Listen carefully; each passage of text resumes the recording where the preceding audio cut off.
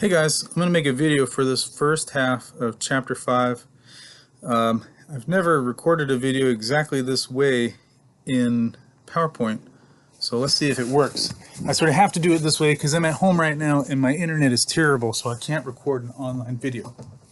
But anyways, hopefully this works, and I will see you guys on Wednesday.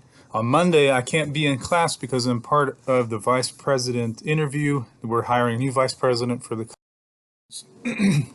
As we talked about in class, there are 4 types of tissues: epithelial, connective, muscle, and nervous. Histology is the study of these. Epithelial tissue is that tissue covering your body surfaces, lining your body cavities, and forming the majority of your glands, including exocrine and endocrine glands.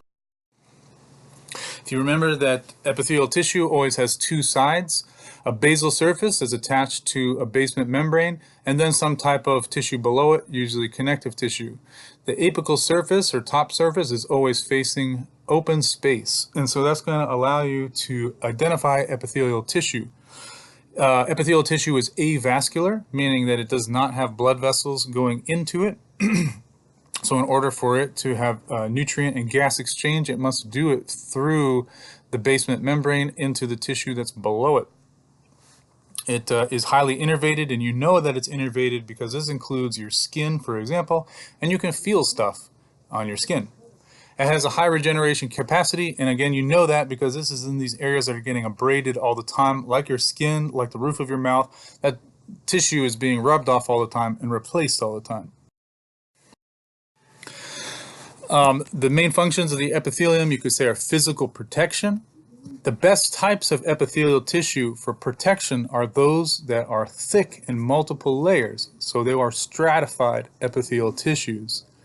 Selectively permeable, you're going to find this in areas like your blood vessels or your alveoli for gas exchange and nutrient exchange. The best type of tissue for gas or nutrient exchange is the thinnest and smallest. That would be stuff like simple squamous, for example. You find epithelial tissue secreting stuff in your exocrine and endocrine glands. Exocrine glands are the ones that dump out onto your body surface, like mammary glands or like sweat glands, and endocrine glands are the ones that dump out into your blood, like all of your hormone glands. Also functions and sensations. Like I said, you have epithelium for, you have highly innervated epithelium in your skin that allow you to feel a bunch of stuff, but also the cells that give you your other senses, sight, taste, smell, hearing, and equilibrium, are in a type of epithelial tissue. You can classify epithelia by the number of layers. It's simple if it has 1 layer, it's stratified if it has multiple layers. The second part of the name will be the shape, which is either squamous, cuboidal, or columnar. So this, for example, will be a simple squamous tissue. This one will be stratified squamous because when it's stratified, we name the cells that are on the apical layer rather than any of the other ones below it. Here's an example of stratified columnar, assuming that this is the basement membrane down here, and up here is the apical surface. And then you also have this other guy, pseudostratified, which is really a type of simple tissue because it's 1 layer, but it looks like it's multiple layers because the shapes of the cells result in there being nuclei at different heights, and so it kind of looks like there are different layers, but there's really only 1 because they're all attached down here to 1 basement membrane. So this shows you all of the different types of epithelia, and these are all the things you need to know. Simple squamous, simple cuboidal, simple columnar, ciliated or non-ciliated, that's what the star is for. Pseudostratified, ciliated or non-ciliated.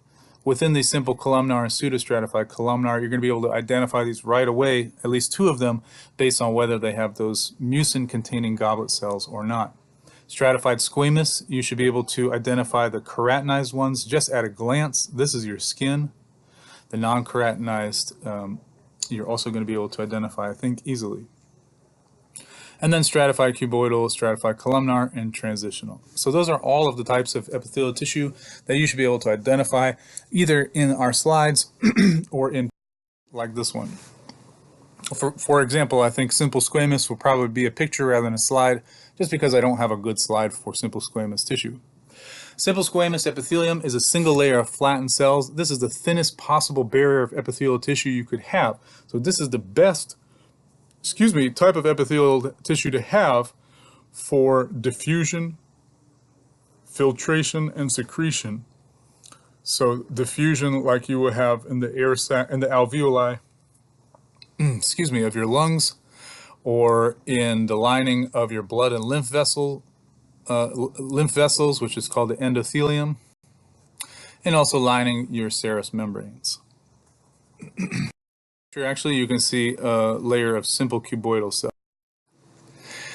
Here's another picture of simple cuboidal epithelium. You're going to see this simple cuboidal epithelium in ducts and glands, and their function in absorption and secretion.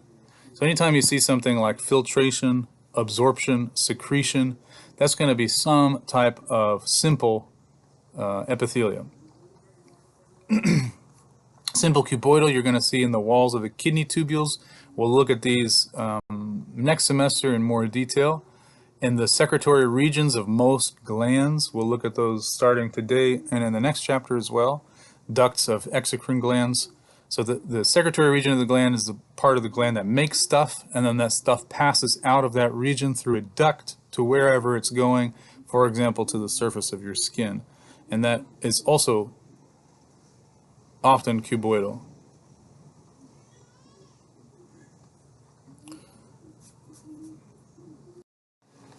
Sorry about that. I lost where I was. I had a crying baby for a second there. Anyways, so this is in the secretory regions of most glands and also in their ducts, covering the surface of the ovary, so lining the thyroid gland.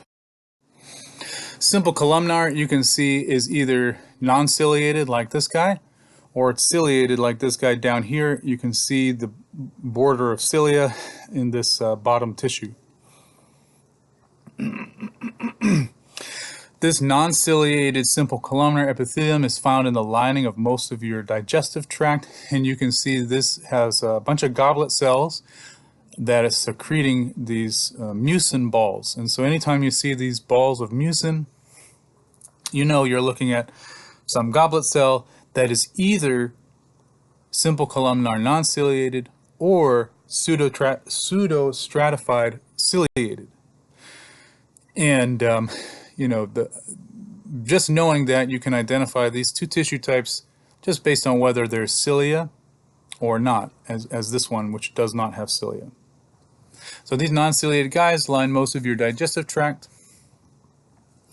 Then the ciliated version of simple columnar is lining your bronchioles and uterine tubes, and these cilia beat to move stuff in your bronchioles. They move trapped debris and mucin towards your pharynx so that you can swallow it, and then the uterine tubes, they will move the oocyte. This simple columnar non-ciliated. Down further into the bronchioles, you have this ciliated simple columnar epithelium, which is slightly less thick, but they are very similar to one another, and so you can think there's a transition from pseudostratified ciliated to simple columnar ciliated as you move from the beginning of the respiratory system deeper into the bronchiole. Okay, moving on to the stratified tissues. Stratified squamous comes in either non-keratinized, as you see at the top, or keratinized, as you see at the bottom. Stratified tissue in general is really good at protecting the tissues below, particularly against abrasion and friction, because it's thick, and because these cells can be replaced by the stem cells that are in this basal layer. Anyways, the bottom layer here is, as I said, is a keratinized stratified squamous epithelial tissue. This is the surface of your skin. You can see that the apical layers of cells are dead here. There are no nuclei in any of these cells. Contrast that to the top view, where you can see that there are nuclei in all of these cells going all the way up to the top. So you're going to see that thick layer of dead cells in that keratinized stratified squamous epithelium, and this is pretty much the only place you're going to see anything like that. So you should be able to identify this just at a glance. And also here you can see part of a hair follicle passing through the epithelium, and it will continue down here into the dermis. So this is the surface of your body that's facing the external world, your skin. As that surface coating kind of wraps around to the inside of your body, like the roofs of your mouth, all of the oral cavity, your pharynx and esophagus, and then into your vagina or anus, it's a similar tissue, except it doesn't have that keratinized layer. So this non-keratinized stratified squamous epithelium will be found in those areas of your body. It would be the external surface of them as well, but they're the beginnings of the infoldings of your body to the inside. But anyways, you should know stratified cuboidal for ducts of exocrine glands, and this is found in the ducts of some smaller glands. Transitional epithelium we looked at in lab is a type of tissue that is only found in the urinary bladder that kind of stretches out. And so look at it when it's stretched, it may look squamous, or when it's relaxed, it may look cuboidal or columnar. And the only example, again, is in the urinary bladder, because that structure stretches out when it gets full of urine. Okay, moving on to glands. The glands are mostly composed, again, of epithelial tissue. The simplest glands are unicellular, and we've already seen these in our goblet cells, in our simple columnar non-ciliated cells, as well as our pseudostratified ciliated cells. Then most of your other glands are multicellular, and they can be endocrine, which secrete into the blood or interstitial fluid, and they secrete hormones, or they can be exocrine, which secrete to the outside of your body, and that includes your sweat glands, salivary glands, mammary glands, ceruminous glands, which are the glands that secrete earwax, lacrimal, that's tears, sebaceous, this is that oily substance on your skin, or mucus. So this is a general structure of a exocrine gland. You have a secretory portion, which is called the acinus. So this is the part of the gland that's making that stuff, whatever is going to be excreted, and then that stuff passes through a duct to reach the outside environment. Classified ducts, exocrine glands, into three main categories: merocrine, apocrine, and holocrine. Merocrine glands are the most numerous, at least in humans. Include lacrimal glands, I'm not sure why it says some here, but most of your sweat glands, some of the glands of the stomach, salivary glands, and then glands of the pancreas. Glands, you can see here, they manufacture whatever substance they're secreting. Let's just say sweat, or this is salivary gland, so let's just say saliva, in the acinus, or the secretory portion, and then that stuff is pushed out of those cells via exocytosis, and then it travels through a duct to the surface of your skin. We're really going to be looking at these mostly in the next chapter when we look at the different sweat glands which are in your skin. You also have apocrine glands. Apocrine glands also function by making a substance in the acinus and pinching that substance off. Instead of being by exocytosis, though, this is just pinching off a larger portion of the cell membrane, and so the substance is secreted in that kind of piece of the cell that pinched off. Holocrine glands, we're going to see later on, they function by, again, the acinus, the cells in the acinus are manufacturing the substance, but those cells then continue to swell and swell up with that substance until eventually the cells burst. And so what's being secreted out of the duct is the burst cell, as well as the substances that were contained within. Okay, moving on to connective tissue, and I think we'll just finish up connective tissue and then I'll stop and we'll continue in the next class. But of course, connective tissue is the longest and most difficult of the tissue types. All connective tissues have cells. So here are the cells. You can see the cells with nuclei. Protein fibers could be either collagen, elastin, or reticular fibers. And then the ground substance is whatever liquid and dissolved proteins that occupy the space in between. We went through the different categories of connective tissue in lab, and I think this is something really good to keep in mind, because as you're identifying tissue, if you can kind of walk through these charts in your head, it makes the identification, I think, a little bit easier.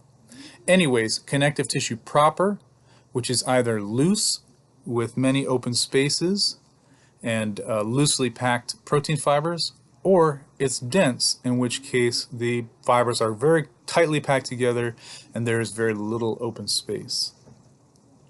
So that's connective tissue proper. The supporting connective tissue is either cartilage or bone, and you have 3 types of cartilage, and we're just identifying compact bone for now. And then you have fluid connective tissue, which we're just looking at blood, but we could also look at liver.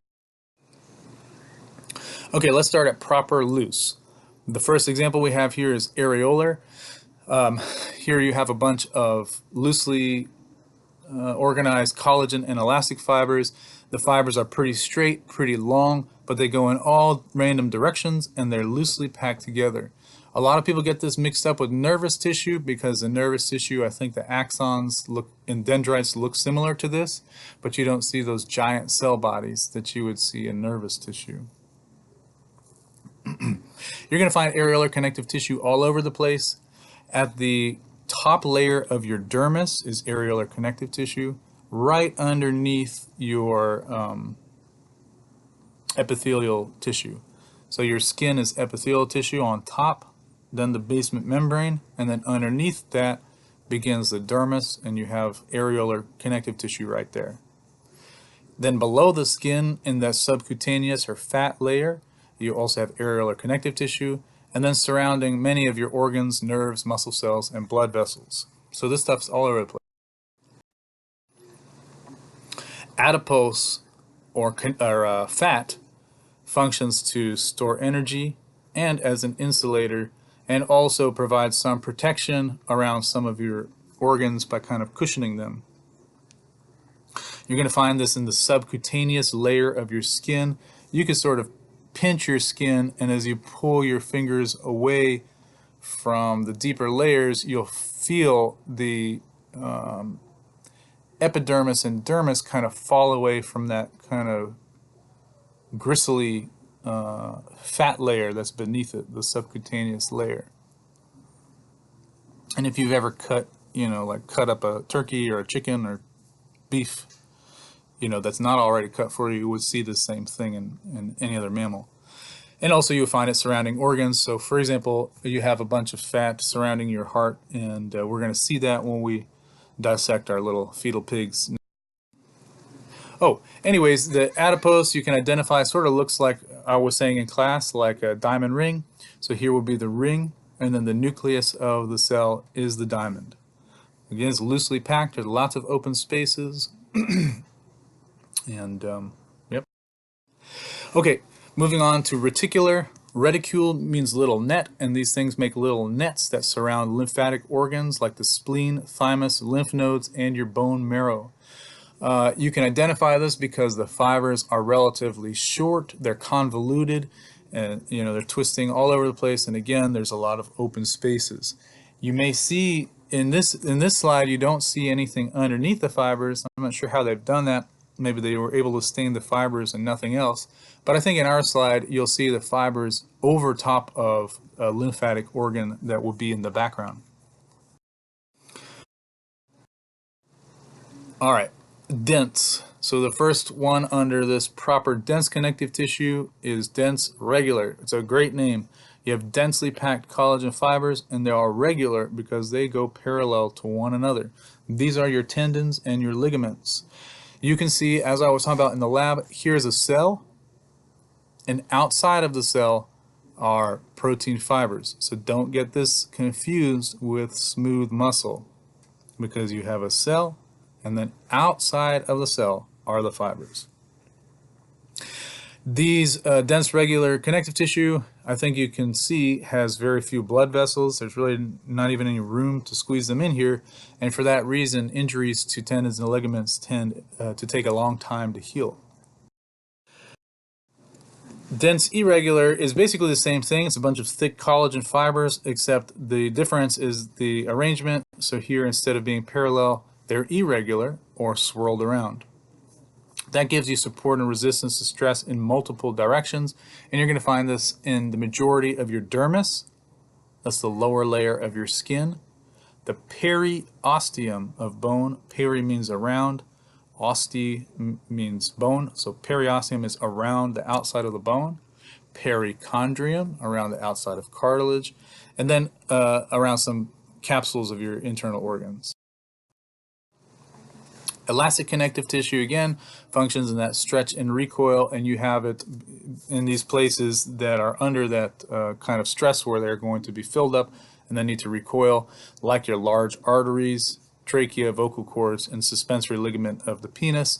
And you can see, again, it's got these kind of scrunchy fibers, and as I think you can imagine, these things could be stretched out like a scrunchie, and then after, they're going to want to recoil back to this original position. Okay, supporting connective tissue either is cartilage or bone.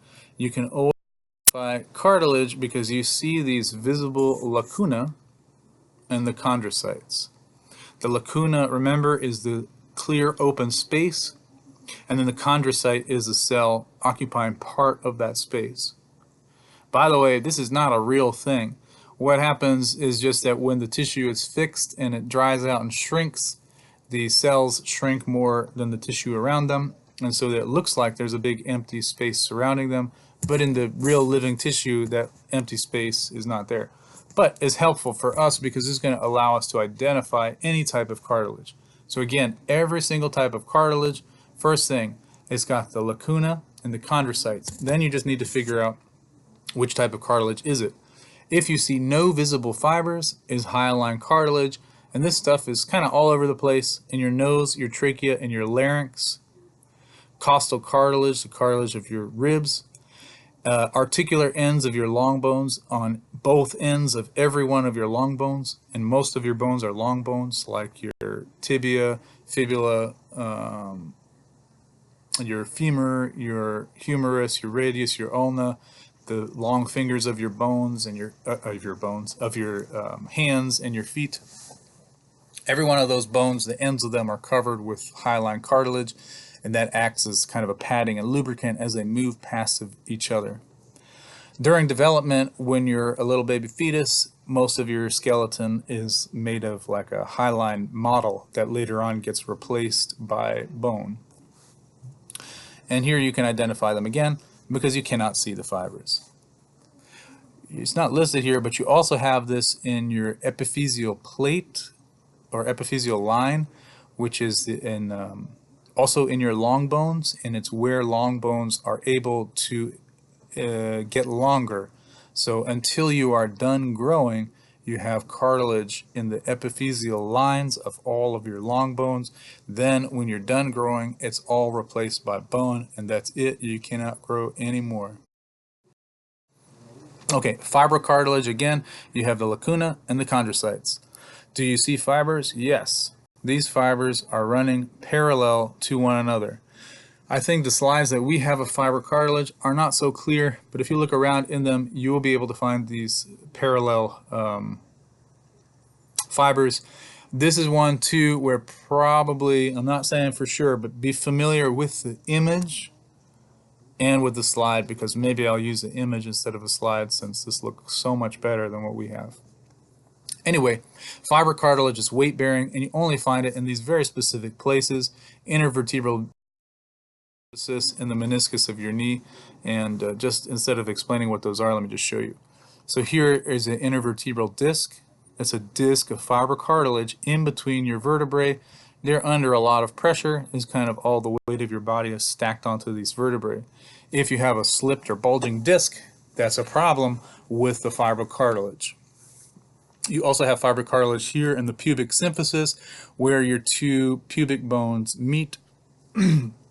That also provides some flexibility for childbirth. Then in your knee, you have fibrocartilage. It's called the meniscus. So if you tear a meniscus, you're tearing this fibrocartilage. Okie doke. Elastic cartilage, again, you have lacuna. and a chondrocyte. Can you see fibers? Yes, there is a ton of them. There's actually so many of them in this image that it's almost impossible to see the individual ones. But if you look in some of these less tightly packed areas, you can see there's fibers and that they're going in random directions. This is relatively rare. You find this in your external ear, in that little floppy bit of your ear, and also in your epiglottis.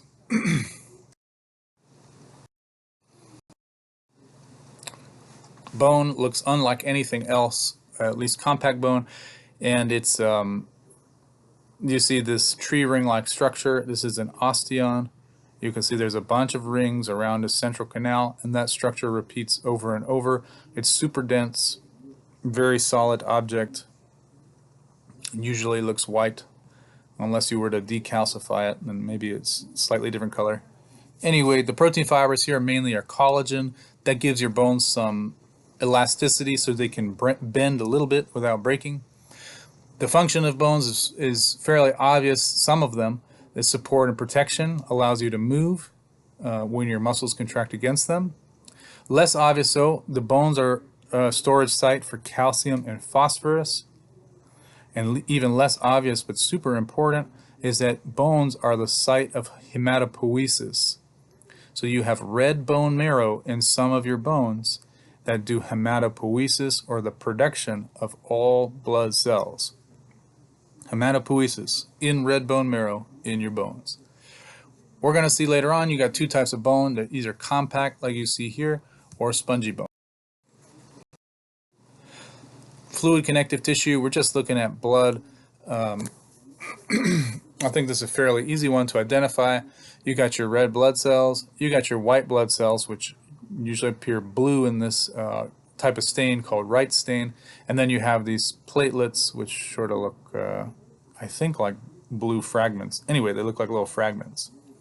Of course, blood is transporting your respiratory gases, oxygen and carbon dioxide, is carrying white blood cells, these leukocytes, as part of the immune response. Oh, by the way, I didn't say that. Leukocytes are white blood cells. Erythrocytes are red blood cells. Okay, and they're also transporting nutrients, you know, like to carry nutrients to your cells for cellular respiration, waste, carrying away the waste products of cellular respiration, and also different hormones. Okay, I think that's a good place to stop, and we'll pick up in the next class with muscles. But it's best